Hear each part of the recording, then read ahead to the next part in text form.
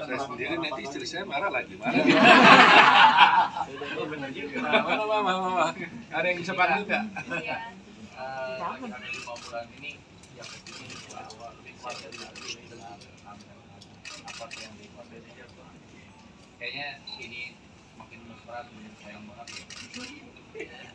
Ini bukan cerita perkara yang saya Ayo mulai ulang. Pas nggak saya di sini nih kalau bisa saya di pas. Oh kan. Oke. Enggak sih, kalau lebih khawatir kayaknya enggak sih. Mir, panggil Ibu Mir. Lebih apa ya? Lebih Sedang dipanggil Kak. Kalau Yakub sendiri gimana? Lihat ketika hampir 5 bulan ini ada rasa was-was nggak sih? Was-was sih enggak ya, cuman tentunya kan karena ini pengambilan pertama kita, jadi ya pastinya lebih banyak research cari teman kalau itu kayak gitu, double checking aja semuanya, di double check bener, kalau salah emang udah nggak boleh misalnya mentah-mentah ya tapi itu masih batas normal kok, aman. Sempat sharing sama suhu nggak sih, suhunya sebelahnya nih? Pasti dong, pasti kasih masukan Apa tuh Kak? ya, rahasia dong kalau itu. Sebagai calon ayah apa biasanya ngobrolan sesama? Ya obrolan laki-laki pada umumnya aja sih, gimana menghandle ibu negara. Prof, mungkin nanti siap Prof, gendong-gendong gadang juga ikutan. Sudah nunggu ini soalnya. Kapan datangnya gitu ya? Udah pengen kan?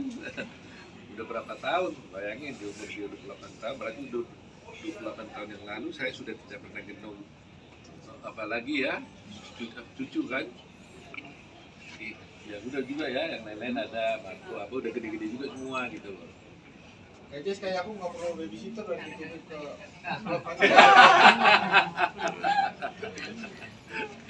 dia nanti capek. tetap pakai jasa mungkin Kak. Ini ya. Belum tahu lihat kondisi nanti. Bayang banget. Mana nggak jadi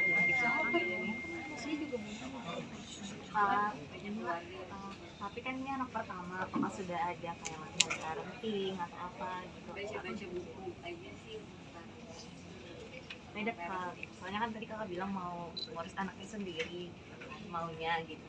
Udah ada rencana nggak sih kalau sambil pas parenting nantinya atau udah sama-sama? Pengennya sih gitu, tapi sekarang sih baca buku dan sekarang kan udah banyak ya kayak di sosial media yang memberikan informasi tentang parenting bagus-bagus sih, kalau juga yang ngasih, jadi aku banyak belajar juga dari sini. Prof, kasih wejangan apa Prof? Ya kalau orang tua kan pasti wejangannya kan selalu dengan doa ya. Bisa Yakub dan Mila bahagia ya, rukun, bisa anaknya nanti lahir dengan sempurna. Bagi orang tua itu aja. Ya itu udah cukup. Tapi Bang Ota udah siapin nama juga kan? Bantu kasih nama untuk nanti cucunya. Belum runding nih. Harus nego dulu, boleh nggak bakal kasih nama kan? Yang punya hak kan dia soalnya. Ini kan udah kelihatan ya jenis kelaminnya. Udah, belum kan. Apakah nanti secara tidak kebetulan kan pernah nanganin kasus yang Jessica dan sekarang apakah inisial J itu bakalan digunakan? Ya kadang-kadang saya kejebak juga sama wartawan loh, gara-gara Jessica. Saya pernah cerita nggak itu waktu saya di suatu televisi diwawancarai tentang Jessica Wongso. Turun-turun di bawah, banyak wartawan begini, dia bilang ngapain wawancara soal Jessica? Ya tadi kan sudah, saya bilang. Ya nggak apa-apa Pak katanya. Terus juga ngobrol lagi gitu. Setelah duduk yang ditanyain bukan Jessica Wongso, dari si Mila. Aduh, saya kena pasang menjawab kan? Nggak bohong sih berarti ya. Nggak bohong, Memang Jessica. Bang, ngomong-ngomong soal Jessica nih kan, Bang Oto juga nangani kasus Jessica nih. Kan sekarang juga lagi launching buku bantuan hukum gratis ini sebagai salah satu langkah juga kan sebagai membantu Jessica, karena kan banyak yang bilang dibayar berapa ratus gitu kita pro bono. Gimana Bang tanggapan? Ya itulah satu bukti. Tadi kan kalian udah dengar waktu di sana disampaikan bahwa saya sendiri tahun 2016 itu 2016 kalau nggak salah ya, itu sudah 2016 kalau saya keliru, mendirikan PBH Bradi, artinya Pusat Bantu Hukum Bradi. Ya, itu gratis, Bu. Saya yang mendirikan pertama kali. Dan tadi kalian sudah lihat tadi diumumkan ternyata itu sudah berada di 166 kota. Ya kan? Walaupun kita tahu sebenarnya kan negara yang bertanggung jawab untuk memberikan bantuan hukum seperti itu kan. Dan kalau biasanya kalau kita kasih bantuan hukum, mestinya negara harus kasih ganti uangnya gitu. Tapi ini peradi kita ini sekarang ini ya ada sekarang katanya juga yang dikasih, tapi umumnya ini semua gratis. Gitu. Jadi memang dari dulu sejak saya jadi advokat sudah menjadi cita-cita saya. Wah, udah datang nih komandan ibu negara yang datang. Sudah menjadi cita-cita saya memang untuk bagaimana ya supaya dulunya orientasinya rakyat yang tidak mampu. Ya, orang yang tidak mampu itu baik secara ekonomi maupun secara politis. Nah, jadi kita buat itu sampai ke Papua, 166 kota bayangin. Jadi itu menginspirasi saya. Rupanya Yakub juga, nah kenapa terbawa juga mungkin ya, selalu saya cerita-cerita begitu. Akhirnya dia kembali membuat perkara ini. Nah, perkara ini jelaskan kepentingan rakyat yang tidak mampu benarnya. Tapi karena sistem IPK-nya sulit sekali untuk membuat tidak mampu atau tidak, akhirnya dia loskan aja siapapun orang yang membutuhkan bentuk hukum ini boleh. Gitu. Baik dia mampu, tidak mampu, mengenai apa saja dia bisa. Itu sebabnya saya katakan bahwa saya bilang tadi itu kita berani klaim nggak ini bahwa sebenarnya ini adalah platform aplikasi pertama kali di dunia.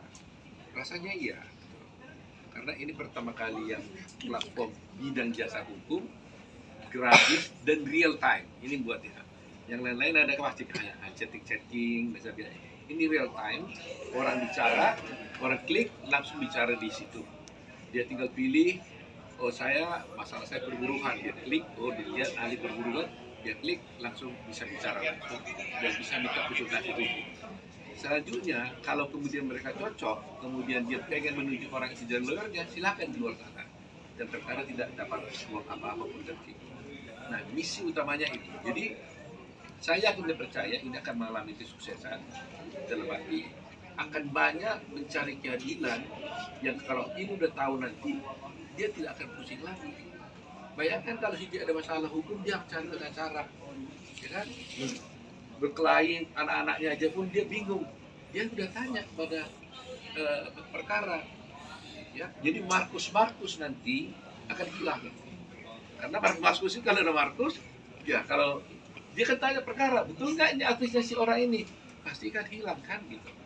Jadi itu yang dituntutkan oleh Yakub ya. Bagi saya terus terang aja bersyukur pada Tuhan lah, karena apa yang saya cita-citakan itu bisa juga terwujud. Bang Yakub kan ini juga kemarin Bang Oto juga membela buat gebrakan-gebrakan terbaru kan, ngelaporin mantan hakim juga. Ada keinginan juga nggak Bang Yakub juga bantu Bang Oto gitu buat keadilan buat Jessica ini ke depan? Oh, kalau itu memang kebetulan memang saya juga salah satu bagian tim dari pembela Jessica Wongso sebenarnya. Timnya dia Jadi sama ada di dalam juga sih sebenarnya. Jadi memang sudah membantu Papa dari jauh-jauh sebelumnya. Iya, makanya yang tadi saya sampaikan 2016 itu baru saya lulus, kasus pertamanya langsung itu, kasus Jessica. Kasus besar juga. Langsung, jadi menarik sekali, makanya waktu itu awalnya lihat kaget juga pertama lulus, langsung lihat berkas-berkas jadi banyak, melihat banyak kejanggalan-kejanggalan dan langsung dihadirkan dengan kasus yang begitu rumit, tapi fakta hukumnya sebenarnya sangat clear untuk terdakwa sebenarnya. Makanya waktu itu itulah yang membakar semangat juga. Oh, ternyata jadi lawyer seru. Karena kan banyak orang juga magang atau kerja setelah lulus itu untuk mencari tahu nih, apakah lawyer ini bener nggak sih untuk saya? Apa jangan-jangan saya suka sekolah hukum, ujung-ujungnya jadi businessman, jadi politis, jadi politikus, jadi yang lain-lain. Ternyata dari kasus Jessica itu makin semangat harus memperjuangkan keadilan. Itulah makanya sejalan juga habis dari S2 terbitlah perkara kita yang menciptakan akses untuk keadilan yang merata dan juga akses untuk pelayanan hukum keseluruhan. Jadi bukan hanya konsultasi hukum nantinya juga perkara hadir ada layanan hukum lainnya dari legal opinion, dari legal forms, dari notary services, semua layanan hukum kita akan coba untuk digitalisasi bersama. Makanya tadi happy juga dengar dari ada support dari Pak Menteri juga, Pak Menpora juga, dari BPH juga hadir tadi, dari Kemenkumham yang secara gamblang menyatakan bahwa bagaimanapun juga jangan hanya konsultasi, yang lainnya mau walaupun berbayar harus ditawarkan. Karena itu yang membuat platform ini sustainable. Ketika ini sustainable, baru bisa berjalan. Kalau tidak kan, yang dirugikan siapa? Mencari keadilan juga. Itulah mindset cara pikir yang mau kita rubah, sehingga nantinya legal services apapun itu akan kita coba digitalisasi. Walaupun mulainya semangat pro bono ini luar biasa sekali. PB Pradi 166 kabupaten kota, di kita udah sampai 85 cabang yang sudah masuk. Mudah-mudahan bulan depan bisa dengan adanya aplikasi benar-benar bisa masuk semua. Jadi buat teman-teman yang butuh konsultasi hukum gratis, langsung saja. Nggak perlu daftar repot-repot, nggak perlu upload KTP, nggak perlu kasih surat keterangan miskin, gratis. Bisa langsung. Jadi monggo dicoba. Bisa menjamin tuh Bang, maksudnya kan Apa itu kalau nama aplikasi? banyak stereotip kalau ada yang gratis pasti jawabannya juga terus slow respon gitu kan banyak tuh orang-orang Iya. yang Nah inilah yang kita bangga juga dengan advokat di Pradi sebenarnya. Di PB Pradi, YLC dan DPR Pradi juga, termasuk advokat senior yang ada di dalamnya. Tadi mungkin lihat ada Paulo juga, dan tadi ada barusan tadi komit juga, ada lawyer senior juga Pak Hendrioso yang ingin masuk di dalamnya. Jadi sebenarnya kalau kualitas kita bangga karena sudah terjawab nih dari rating lawyer, sudah ada keterbukaan informasi. Si klien juga nanti kalau Mbak coba pakai bisa langsung rate juga bintang berapa nih, taruh sama kayak e-commerce belanja online sama juga bisa bintang 5. Oh jawabannya sesuai, bisa kasih komen juga. Oh lama sekali lawyernya. Kalau jutek bisa tulis jutek, nanti kalau jutek bisa langsung masuk ke saya tuh bintang 1 jutek. Nah, bisa saya kontak nanti Dewan Kehormatan Pradi, ini tolong lawyer yang ini diperiksa atau diperhatikan. Ini ada kode etik kan, kalau dia melanggar kode etik di situ kena juga dia itu. Jadi memang diawasi. Dan kalian bisa juga ya keluarkan dia dari Bisa. Jadi kalau dia tidak kalau lawyer itu bintang 1 otomatis ke suspend akunnya. Jadi di situ makanya dengan adanya digitalisasi ini harusnya kualitas lawyer sih akan meningkat juga. Itu yang kita harapkan sebenarnya. Bukan hanya akses, tapi akses kepada keadilan dan pemberi bantuan hukumnya kualitasnya harus top. Harus first class service tadi kalau kata Pak Spesial. Bang Yakub dan Pak Oto, ini ada kabar terbaru terkait kasus